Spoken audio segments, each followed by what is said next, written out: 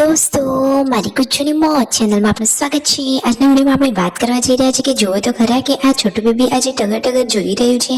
એની આંખો કોના જેવી લાગે છે, ઘરે દશામાં લાવ્યા, દશામાની પધરામણી કયા સમયે કરી, ડેકોરેશન કેવું કર્યું, કોને કોને દશામાનું વ્રત કર્યું છે, એ બધી જ માહિતી મળશે તમને આપણા આ વિડીયોમાં।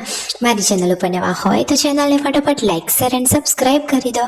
Full video in life of Thakor channel દોસ્તો ફૂલ વિડીયોની લિંક ડિસ્ક્રિપ્શનમાં મૂકેલી છે, ત્યાં જઈ તમે આખો વિડીયો વોચ કરી શકો છો। આવી ટૂંકી ટચુકડી લાઈવ લેટેસ્ટ ટ્રેન્ડિંગ માહિતી મેળવવા માટે કરી દો મારી ચેનલને ફટાફટ સબસ્ક્રાઇબ। તો ચાલો દોસ્તો વધારે રાહ ન જોતા આપણે વિડીયોની શરૂઆત કરી દઈએ। તમે વિડીયોમાં લાઈવ જુઓ કે આજે તો શિલ્પા ભાભી ખેતરમાં ચાર લેવા માટે પહોંચી ગયા હતા અને ઘરે પૂનમ ભાભી ઘરનું કામકાજ કરી રહ્યા છે। આજે દશામાં લેવા માટે જવાનું છે, કોણે કોણે દશામાનું વ્રત કર્યું છે અને દશામાની સ્થાપના કોના ઘરે કરવાની છે। મમ્મી આજે કેમ વહેલા શાક સમારી રહ્યા છે અને જુઓ ફટોફટ રસોઈ પણ બની રહી છે। સંજયભાઈ, રણજીતભાઈ એમના કયા ઇમ્પોર્ટન્ટ કામ માટે સતલાસણા જવાના છે, શિલ્પા ભાભી તો રેડી પણ થઈ ગયા, એ બધી જ માહિતી તમને આ જ વિડીયોમાં મળશે। તો સ્કીપ કર્યા વગર વિડીયોને અંત સુધી નિહાળજો। જુઓ તો ખરા કે શિલ્પા ભાભીને તો હાથે નખ હવે ઉખડી જાય છે, એટલા માટે એમને પાટો બાંધેલો રાખવો પડે છે। તો ફાઇનલી પાટો બાંધી તૈયાર થઈ એ તો ચાલ્યા સતલાસણા દશામાની મૂર્તિની ખરીદી કરવા માટે। તો બીજી કઈ કઈ વસ્તુઓની ખરીદી કરી, રણજીતભાઈને પણ નાનપણમાં આંગળી વાગેલું હતું એની વાતચીત કરી રહ્યા છે। ફાઇનલી પછી આ રીતે પાટો બાંધી દીધો અને જમવાનું પણ રેડી છે। રણજીતભાઈ કહે છે કે આપણે તો હોટલમાં જમવું નથી, આપણે તો ઘરે જમીને જ જવાના, એટલા માટે એમને શાક રોટલી જમી લીધું અને પછી તેમના પપ્પાની ગાડી લઈ અને આવી ગયા છે સતલાસણા।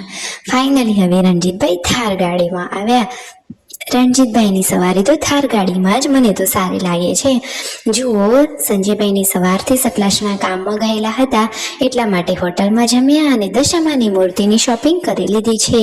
જય દશામાં, દશામાં બધાની જ મનોકામના પૂરી કરે। ફાઇનલી બીજી ઘણી બધી શોપિંગ કરી, કિંજલબેન, શિલ્પા ભાભી બધા જ લોકો ઘરે આવવા માટે થાર ગાડીમાં બેઠા।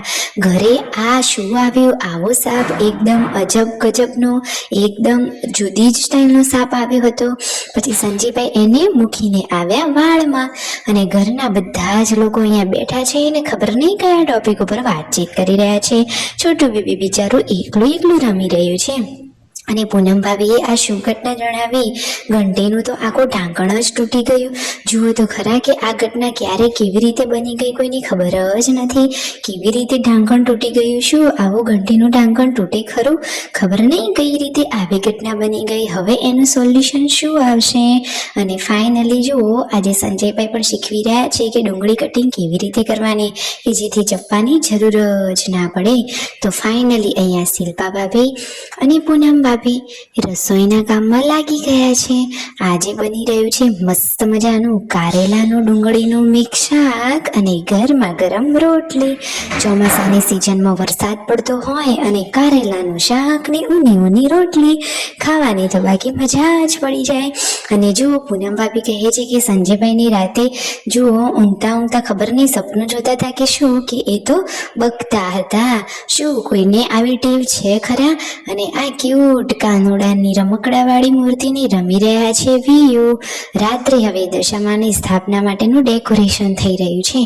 ફાઇનલી મસ્ત મજાના આ રંગબેરંગી ઓઢણાઓની મદદથી ડેકોરેશન કરી લીધું છે। તો જય દશામાં લખવાનું ભૂલતા નહીં, કોમેન્ટ કરો, સબસ્ક્રાઇબ